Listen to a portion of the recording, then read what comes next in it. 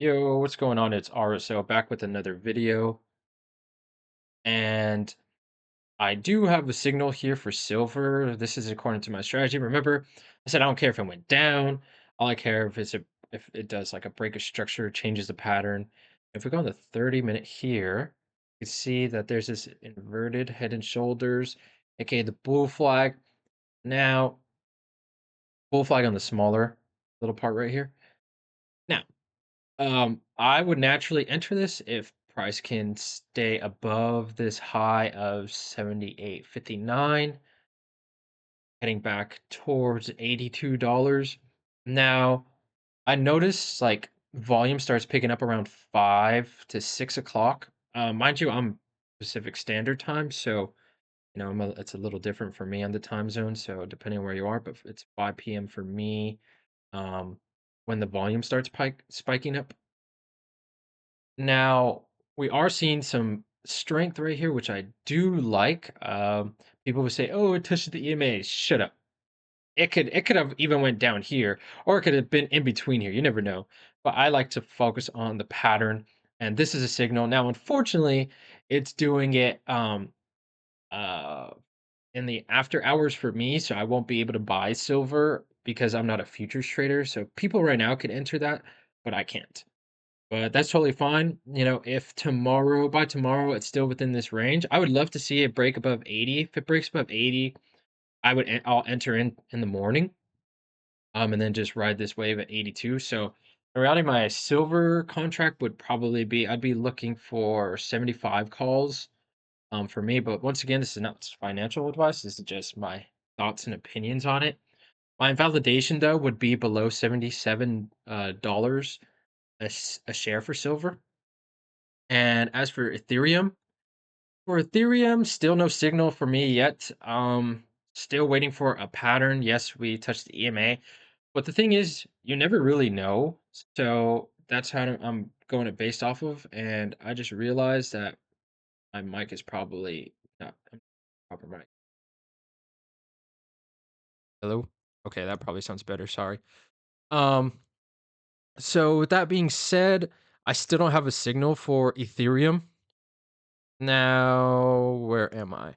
Now, as for the small caps did a strong push up, but then were weak. So I still don't have a signal yet. I don't like when that happens, especially knowing that 325 EMA hasn't been broken.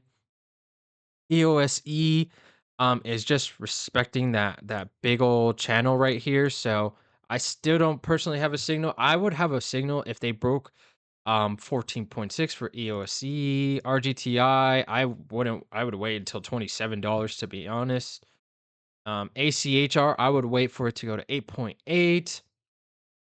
NBIS, I would do back to 100 if it could break 100, that would look great. And then Ionic, it has to respect that 325 and break above it and then give me a signal after the fact.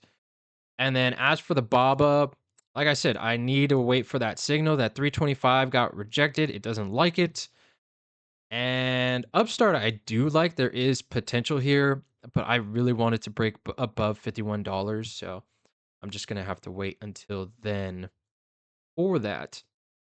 Now, QQQ, I did sell it today, but I sold it down like 625. And the reason why I was actually asleep this whole entire time. Like I couldn't go to sleep last night, but you guys don't give a shit about that.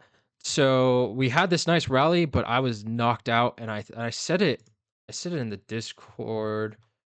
Where did I say it? Sorry, I'm scrolling through the Discord on the other screen. I ended up selling all these cons. Let's see, where is it at? Where is it at? Where is it? I think I said it.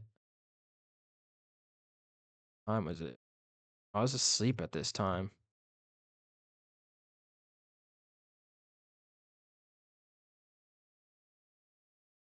Fuck, I can't find it. Sorry. I'm just wasting you guys' time. My fault. Yeah.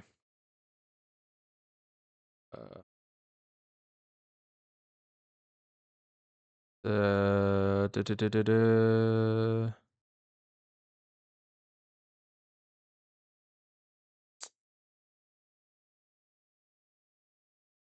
See, there it is. Man, someone should have woke me up.